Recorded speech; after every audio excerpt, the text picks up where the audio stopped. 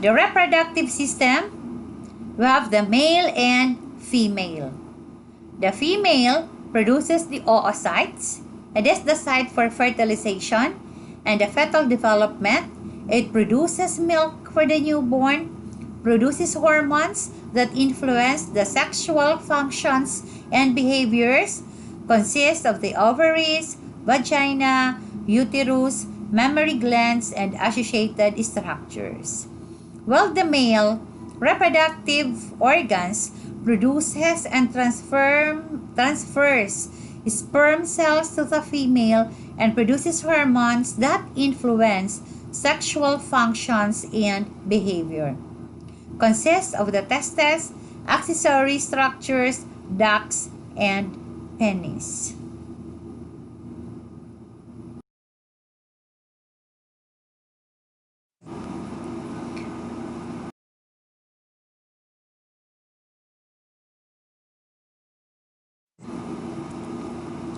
Characteristics of life. Anatomy and physiology are the important disciplines in biology, or it is the study of life. So, what is life? What is the quality that distinguishes a vital and functional being from a dead body? But there is no short and very specific of life because no single criterion adequately describe life.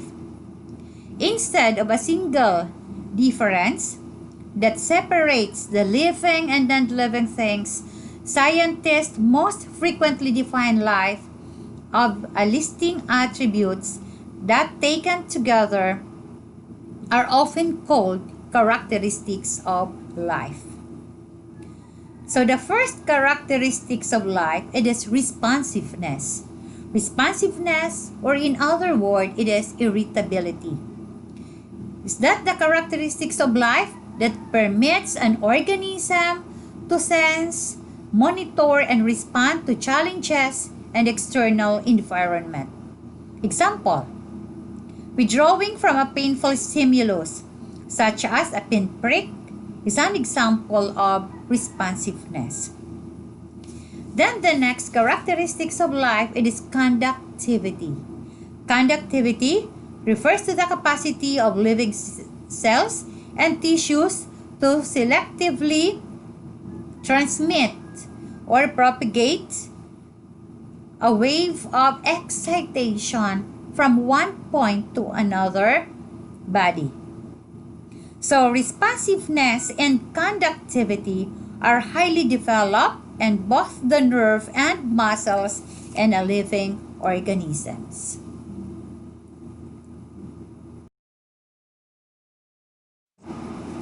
So what is growth? Growth occurs in an increase in sizes. Occurs in a result of a normal increase in size or a number of cells of the individual of our particular organs or parts. Then next, it is the movement. Includes all the activities promoted by the muscular system. Then the digestion. It is the process by which a complex food products are broken down into the simplest substances that can be absorbed and used by the individual body cells.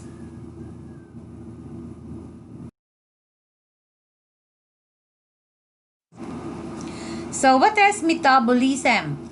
Metabolism refers to all the chemical reactions that occur within the body cells.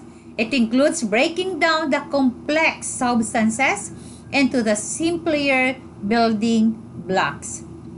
The next is the excretion. Excretion refers to the removal of waste products produced during many cell functions, including the breakdown and use of nutrients in the cell. Example, it is the carbon dioxide. It is a gaseous waste that is excreted during expiration.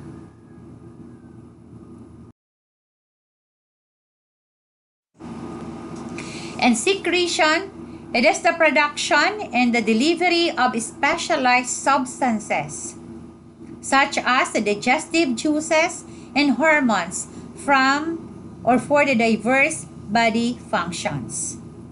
And circulation refers to the movements of body fluids and many other substances, such as the nutrients, the hormones, and waste products from one body to another.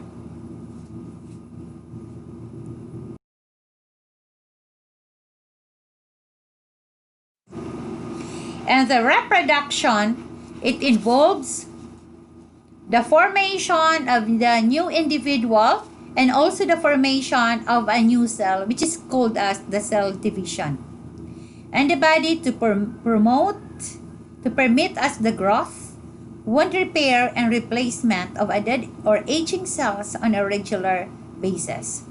Or the reproduction, it is the production of the offspring that can occur on the cellular or the organismal level. Each characteristics of life is related the sum total of all the physical, chemical reactions occurring in the body, and also the characteristics of life, its functional manifestations in the body, its integration with other body functions and structures, and the mechanisms of control.